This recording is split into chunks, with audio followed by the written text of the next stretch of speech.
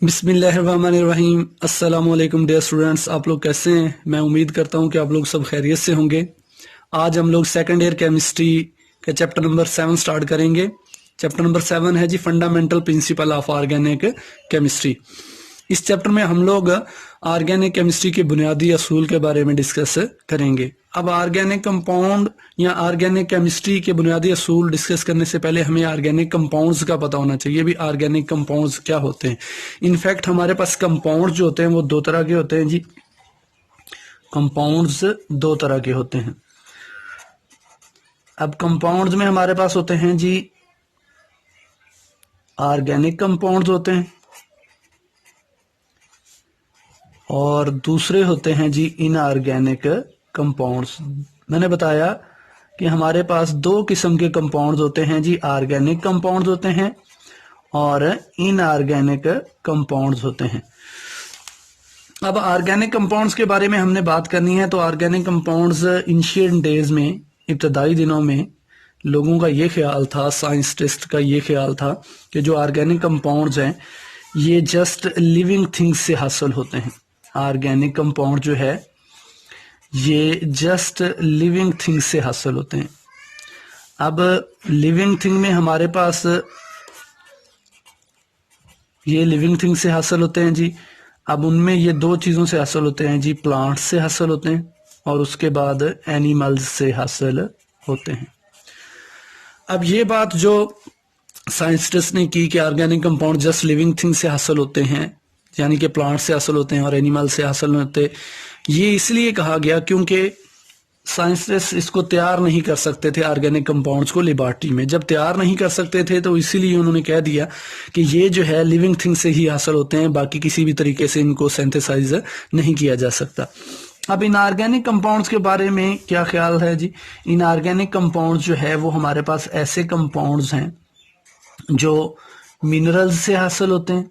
Inorganic compound जो हैं वो ऐसे कंपाउंड्स हैं जो मिनरल्स से हासिल होते हैं, ठीक है, और नॉन लिविंग थिंग्स से हासिल होते हैं जी।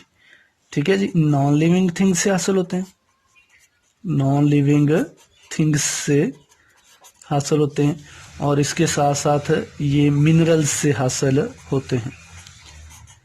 अब हम लोगों ने ऑर्गेनिक कंपाउंड्स के बारे में डिस्कस करना है। इनफैक्ट हम लोगों ने fundamental principle of organic chemistry discuss करना है ना। तो ऑर्गेनिक केमिस्ट्री हमारे पास केमिस्ट्री की एक ऐसी ब्रांच है जिसमें हम लोग ऑर्गेनिक कंपाउंड्स के बारे में डिस्कस करते हैं।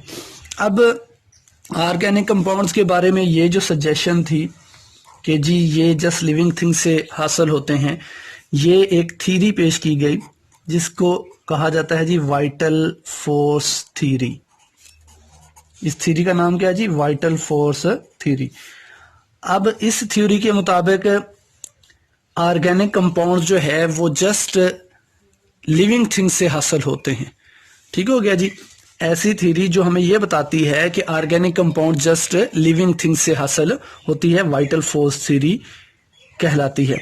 ये जैकब बर्जीलियस नामी एक केमिस्ट था, जैकब बर्जीलियस नामी एक केमिस्ट था, उसने ये थ्योरी पेश की थी।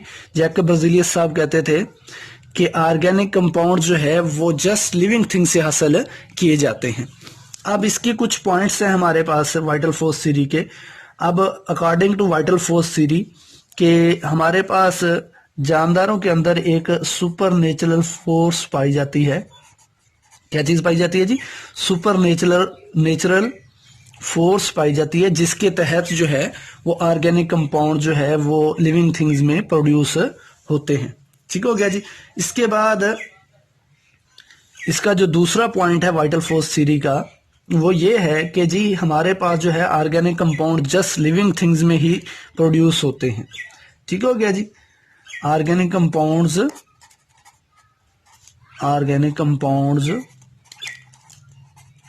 आर मैन्युफैक्चर्ड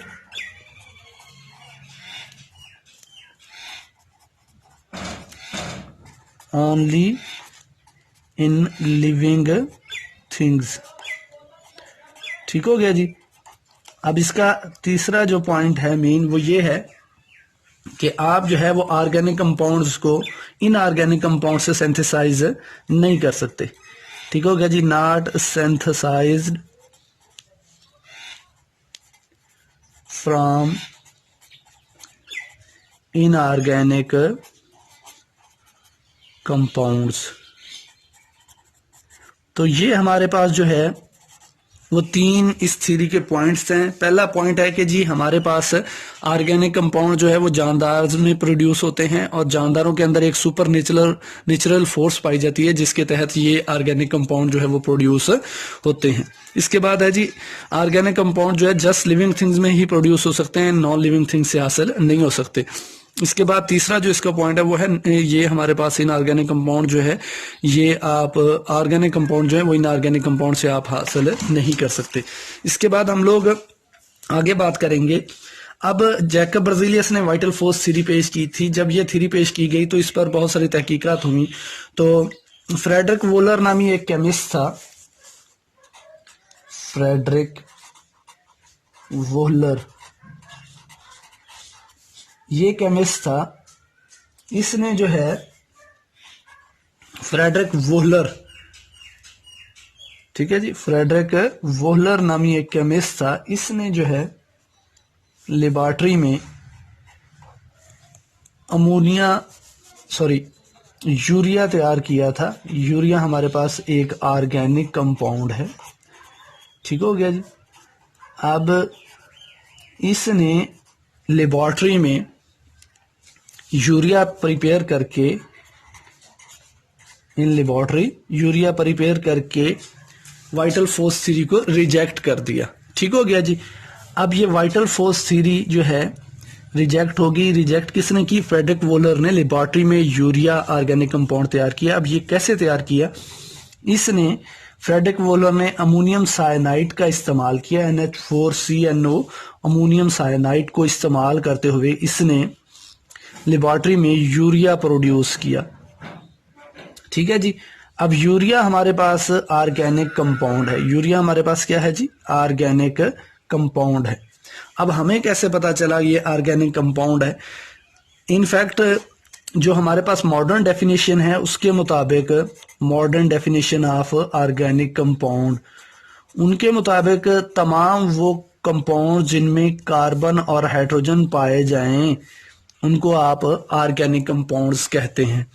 अब अगर हम लोग यूरिया की बात करते हैं बेटा, तो यूरिया में हमारे पास कार्बन भी है और हाइड्रोजन भी है, तो इट्स मीन ये हमारे पास ऑर्गेनिक कंपाउंड्स है। तो आजकल जो मॉडर्न डेफिनेशन है ऑर्गेनिक कंपाउंड की वो भी यही है कि तमाम ऐसे कंपाउंड जो कार्बन और हाइड्रोजन से मिलकर बनते हैं उनको आप ऑर्गेनिक कंपाउंड्स कहते हैं। तो जब फ्रेडरिक वोलर ने लेबॉर्ट्री में यूरिया प्रोड्यूस कर लिया अमोनियम साइनाइड को इस्तेमाल करते हुए, तो उस वक्त वाइटल फोर्स थ्योरी की रिजेक्शन हो गई। तो फिर मॉडर्न डेफिनेशन जो है वो सामने आई जिसके मुताबिक तमाम वो कंपाउंड जिनमें कार्बन और हाइड्रोजन पाया जाता है वो ऑर्गेनिक कंपाउंड्स कहलाते हैं। अब हम लोगों ने fundamental principle of organic chemistry discuss करने हैं, तो उसमें हमारे पास तमाम ऐसे कंपाउंड्स का मुताला जो ऑर्गेनिक कंपाउंड्स हैं उसको क्या कहते हैं? ऑर्गेनिक केमिस्ट्री कहते हैं। ठीक हो गया जी। तो ये था जी हमारे पास fundamental principle of organic chemistry या ऑर्गेनिक कंपाउंड्स के बारे में आज का लेक्चर। मैं उम्मीद करता हूं कि आप लोगों को समझ आ गई होगी। जो चीज़ ना समझ आए वो आप लोग कमेंट कर सकते हैं। अगर कोई चीज़ ना समझ आए, कोई